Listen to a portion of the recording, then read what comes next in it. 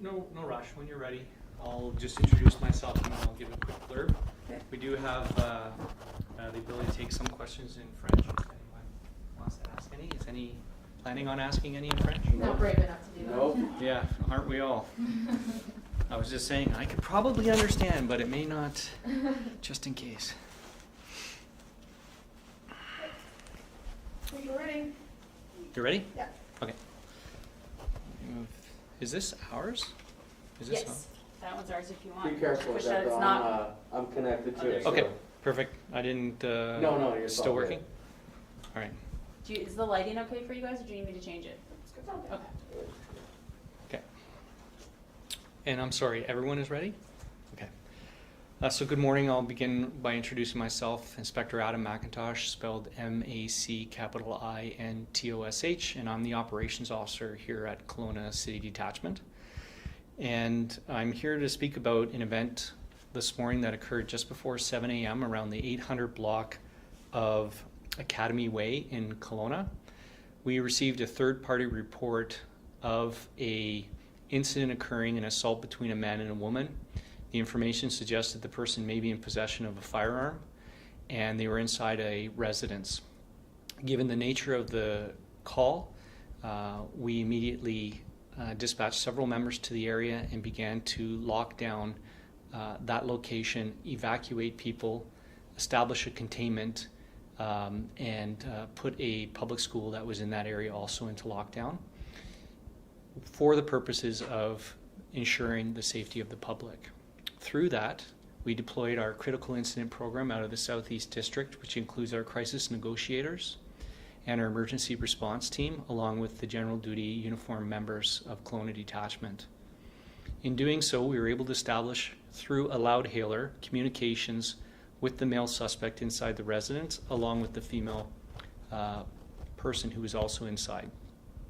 Through negotiations with our crisis negotiating team, the individual surrendered and came out peacefully without any incident and was placed into custody, and the female was also taken into our care and is currently being supported by our members and our victim services. The subject remains in custody. The area was released, meaning people could go back to their homes, and the roads and so forth were opened again. And we are currently in the process of applying for a search warrant to search the residence for firearms as a part of the ongoing investigation. The male has not been charged yet with any crime. However, the investigation continues. If you have any questions, I'm happy to take them. There were a couple students on scene that did mention that they had heard potentially the individual had a gun. You weren't able to locate the gun at that time? So there was nothing observed by police officers, no firearm physically observed, but we have to go based on the information that we received.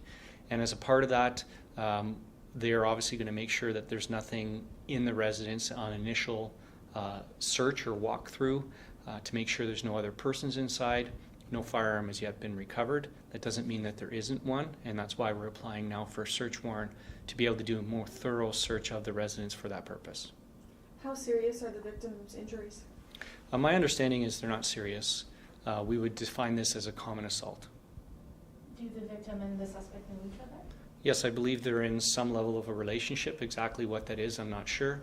We commonly refer to these as a domestic situation, so that's how it's being treated, as a violence in a relationship. You said the arrest, he came out peacefully. Can you just talk us how the steps of going through something like this incident where someone you believe is armed and he's inside and you can't really get good access to him? Can you walk us through that process?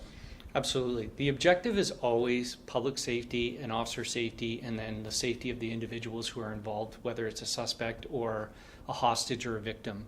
And so what we want to do is communicate verbally with them. In this case, it was through a loudhailer, and I believe the individual was talking back over two balconies.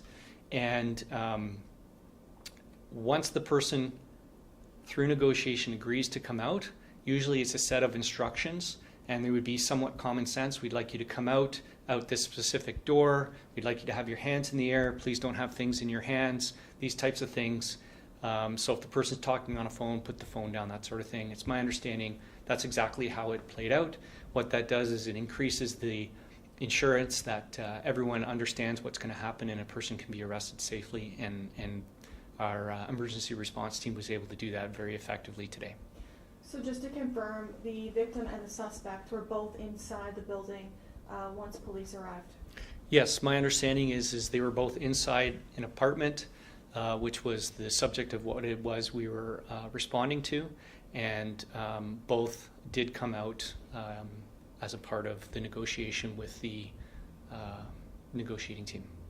You said no criminal charges have been laid so far, but what charges could he be facing? Well, possibly assault, and if he's in possession of a firearm and that firearm is illegal to possess, or he did in fact use that firearm in any way, such as pointing it or things like that, he could potentially face charges in relation to those, but that's not yet known, and that's a part of what we're trying to determine through our investigation. A couple of people had sent in some photos and some videos of a robotic-looking thing on the ground that kind of was surrounding the building. Can you maybe just go into detail about what that would be and how that would help RCMP in the situation? So as a part of our critical incident program, in utilizing ERT, or emergency response team, there's a lot of tools that they have. What we try to do is obviously mitigate direct contact and putting our officers in harm's way, especially when we're dealing with firearms. The longer the distance, the type of firearm, and so forth. And so there is a lot of technology. Robotics can be one of them. However, the specifics of what we're using and in what context, we prefer to leave that as a part of our process of how we help to end these events peacefully. Can you tell me how important it is for the quick response team to head to a situation like this? You know, typically, we'll see 1 or 2 cop cars, but today, this morning, there's like 6, 7, plus the quick response team and the SWAT. Can you tell me why it's important to send this team to an incident like this? So I'll begin with, first of all, our frontline resources are vital to public safety and community confidence in being able to support emergency events. And so we have a number of officers throughout the city on duty 24 hours, 7 days a week. And so when you have these types of calls, we can provide a number of police cars and marked police cars and uniformed police officers to an area very quickly, which occurs. Our emergency response team is based out of our Southeast District headquarters, which actually is not very far from that particular location. And they're on and available 24 hours a day, 7 days a week to respond, and so they were able to immediately respond. And our critical incident program is designed to link into our frontline police resources effectively and quickly, and today was an excellent example of being able to establish containment, evacuate those at risk, lock down those that can't safely be evacuated, and resolve the situation through negotiation. Awesome. No further questions? I have actually, I don't know if you would have the answer to this, but we wanted to ask about the police incident at West Kelowna yesterday afternoon at the Super 8 Motel there. It's the temporary housing there, so we just looking for information. Not sure if you would have that on. I personally can't answer Okay. that. I wasn't involved, but I don't know if I Jocelyn... sent a request just to get the full outline of what happened there, and I haven't heard back from them yet. So Okay. once I do, I'll let you know. While we have you, are you able to comment on the deceased victim in Rutland on Sunday morning, if that is indeed a homicide, or? We're waiting right now for the results of the medical exams and those tests to come back to make that determination. So at this point, it's still listed as a suspicious death. We can't categorize it further at this point. Thank you. Awesome.